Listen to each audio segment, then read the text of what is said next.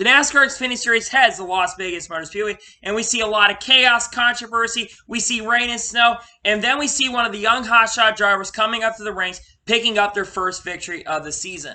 What's going on, guys? It's Daniel, and welcome back to our video. Just got done watching NASCAR Xfinity Series race from Las Vegas. I think the Alsco Uniforms 300, and there's a lot to talk about from this race. Let's go ahead and just jump straight into it. Now, a ton of cars would have to go to the rear field because this was a doubleheader. A lot of the cars directed at Auto Club would already going to have to go to start at the rear of the field. This included Sheldon Creed, Bailey Curry, Ryan Vargas, Landon Castle, Brandon Jones, Austin Hill, Jeff Burton, Ryan Ellis, Kaz Gralla, Jay Buford, Ty Gibbs, J.J. Yaley, Brandon Brown, Mason Massey, and Stephen Parsons would all have to go to the rear of the field. So 16 out of 38 cars that made the field, so nearly half the field had to go to the rear. So, as started the race, had A.J. Allmendinger on the inside and Josh Berry on the outside, and A.J. got the race lead. And then we would see a little bit of controversy early in this race between Ryan Sieg and Ty Gibbs. Ryan Sieg and Ty Gibbs are battling for around a 12 position. Ty Gibbs, who of course had to start at the rear. Ty Gibbs gets into the back of Ryan Sieg, and Ryan Sieg gets into the outside wall really, really hard, getting a ton of damage. And then the lap later, we see Brendan Poole lose an engine. Going back to the Ryan Sieg Ty Gibbs incident, Ty Gibbs is a very, very talented driver. But he's going to have to learn throughout the season that you cannot be that aggressive if you want to compete for this championship. And that's one thing he's going to have to learn throughout this year. The Ty Gibbs got into the back of Ryan Sieg. Ryan Sieg was not very happy, and I don't blame Ryan Sieg. He's trying to contend for some wins as well and do as good as he can. He had a pretty decent run at Auto Club, and unfortunately, that happened to him in the race, which, again, was really, really unfortunate. And then, of course, feel for Brendan Poole there, too. And then we basically saw all leaders, some guys come down pit road while the rest leaders decided to stay out. So on the restarts, it took a long time for them to get this caution clean up. We had AJ Allmendinger on the inside and Josh Berry on the outside, and we see AJ get the race lead, and a lot of chaos happened. And then the next caution came out, AJ would lead. The next caution came out on the lap for a lap car, basically for debris on the racetrack. This would bring out the next caution. And then during that, when you're about to go back racing, we saw the snow and the rain. It started off basically starting in the rain, and then sleet and snow came out to the racetrack. And then we saw Ryan Sieg and Ty Gibbs exchange some really, really harsh words against each other. Ryan Sieg said basically it wasn't overtime, and Ty Gibbs said it was my fault for the incident, but I did not do it on purpose. He took responsibility, but he said it was not on purpose what he did to Ryan Sieg. He said it was on accident, did not intentionally wreck Ryan Sieg. Again, Ryan Sieg had every right to be upset at Ty Gibbs at that time. And then after all the rain and snow happened, because that was the first thing that happened, we finally got the cars back on track. And then Landon Castle, he had to go to the rear of the field once again for changing an air pressure adjustment under the wrap. And then we go back racing in lap 23 after that 41 or 42 minute red flag with AJ leading on the inside with Josh Berry on the outside, and we saw AJ keep clear for the race lead. And then meanwhile, Ryan Sieg was already multiple laps down. He comes back on the track and he tries to retaliate. He already had gotten the black flag from NASCAR. He tries to retaliate against Ty Gibbs. He gets up on the outside wall, has one of the worst retaliation attempts I've ever seen in NASCAR history. He basically, there's a rule that Landon Castle said, if number one rule in stock racing is learn how to wreck somebody without wrecking yourself. And unfortunately, he collected Brett Moffitt and Sheldon Creed, who got some damage from that stupidity that Ryan Sieg tried to pull. Again, I understand, don't do this so on a racetrack this high with high horsepower. Do this at a track like, the short track. Don't do this with high horsepower. But that would bring out the caution of this race. And then we go back racing on lap 33 with AJ on the inside with Josh Berry on the outside. And we would see AJ and Sam Mayer actually have a really good battle for the lead. And then Sam Mayer actually got around for the race lead. Then a few laps later, Noah Grace and Sam Mayer tried battling for the lead, but Sam was able to hold on. And then a few laps later, Noah Grace was able to get through the line. And coming off the corner, Noah Grace will hold off Sam Mayer and win stage one here at Las Vegas. Then we see some guys decide to stay out with some strategy, including Sheldon Creed and Joe Graf Jr. They would stay out, and then we see a lot of other drivers come down pit road. Anthony Alfredo would get an uncontrolled tire penalty, and Kyle Seay would also get a speeding penalty.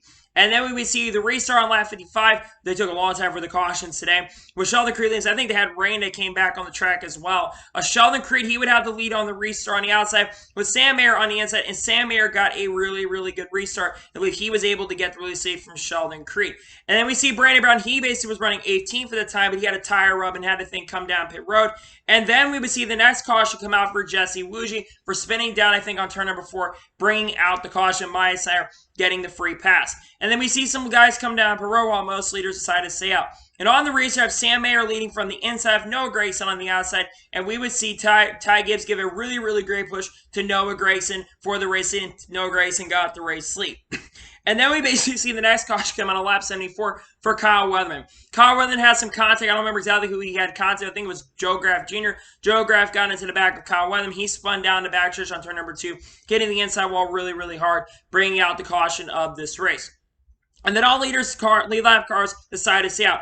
So on the restart, I have Noah Gragson leading from the outside with Sam Mayer on the inside, and we see Noah Gragson hold the race lead. And then the next caution race came out on lap 84 with Matt Mills, who had a really big accident. He was basically trying to avoid Joe Graff Jr. if Joe Graff Jr. slid down the track. And unfortunately, Matt Mills had nowhere to go, and he hit the inside wall really, really hard. Feel bad for Matt Mills. Joe Graff Jr. was a weapon today, caused multiple incidents in this race. Really feel bad for Matt Mills. He was having a pretty decent run, was running top 15 a lot of the race, especially early, and got taken out, unfortunately, because of stupidity.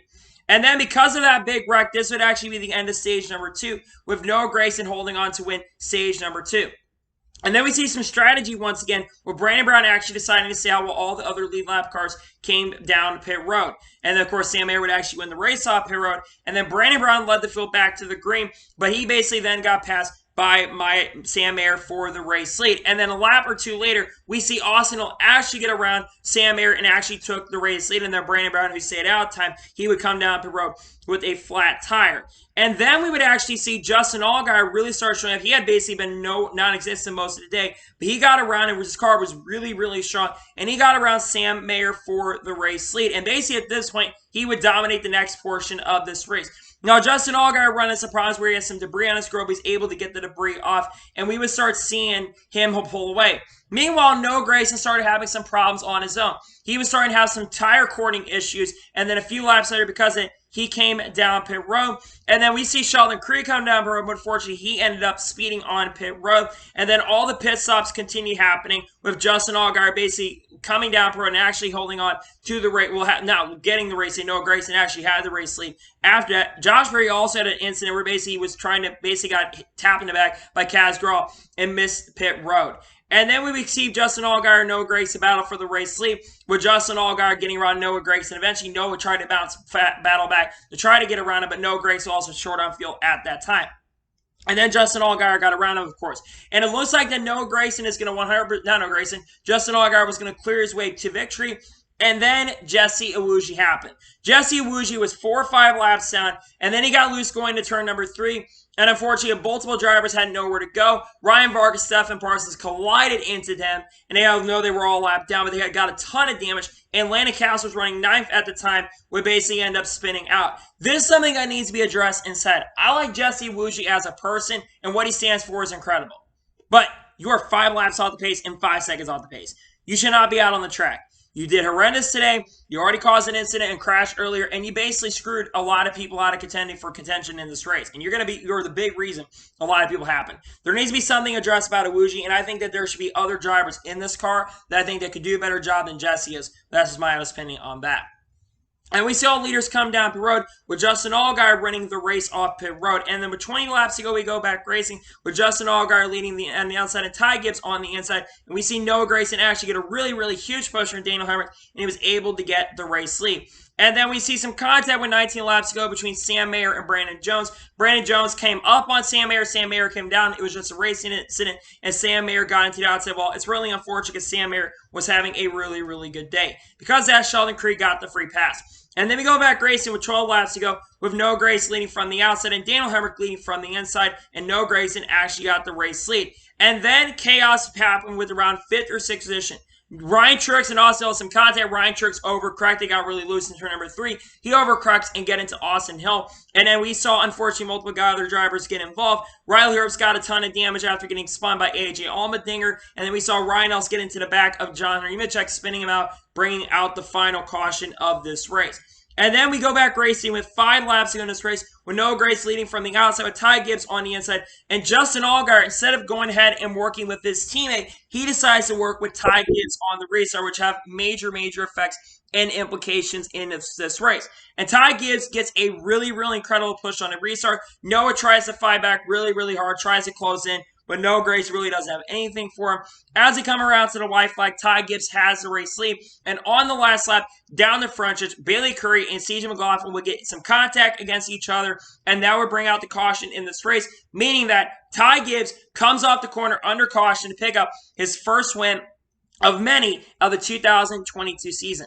Ty Gibbs did not have the best car today. I think he had a third or fourth place car most of the day, but he was around the front, was up front a lot of this race, and he absolutely was up there. He didn't have the best car, like I said, but this is the first of many wins. He's been lurching up front and been lurking through the field. He was really, really good all day, and I know he had some controversy, and that's one thing he's going to have to turn down is that aggression. But to pick up his first win of the year, huge congratulations for him. First win of the 2020 season of many for Ty Gibbs.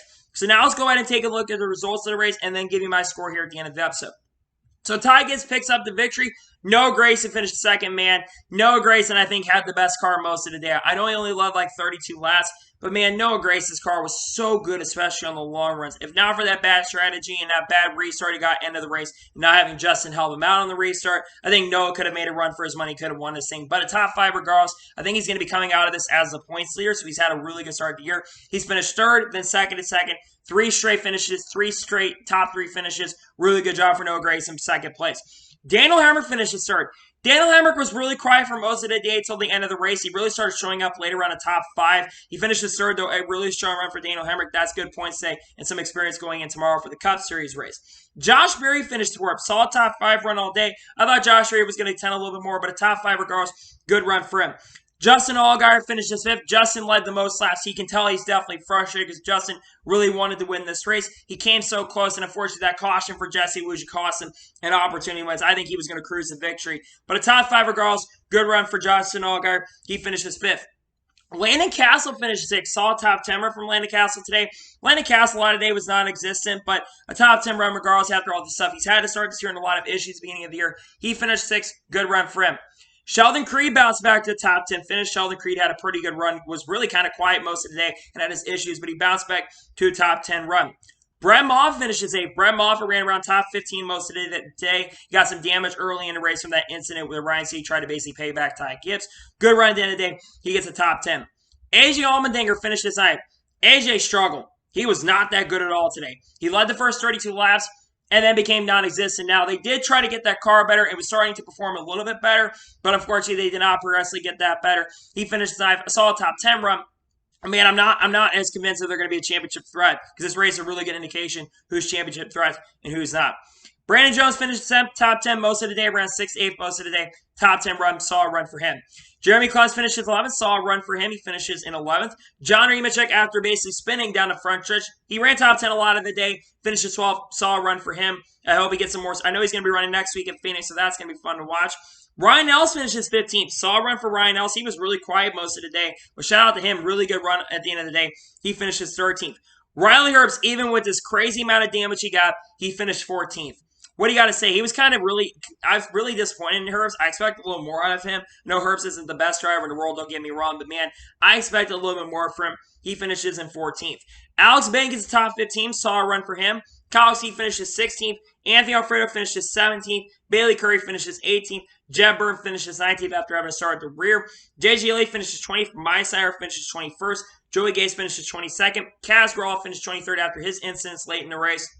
CJ McLaughlin finishes 24th. Sam Mayer, after having one of his best performances, he finishes in 25th, 2 laps down. You got to feel for Sam Mayer. Sam Mayer had his best run going, and unfortunately got taken out late in the race. Really unfortunate.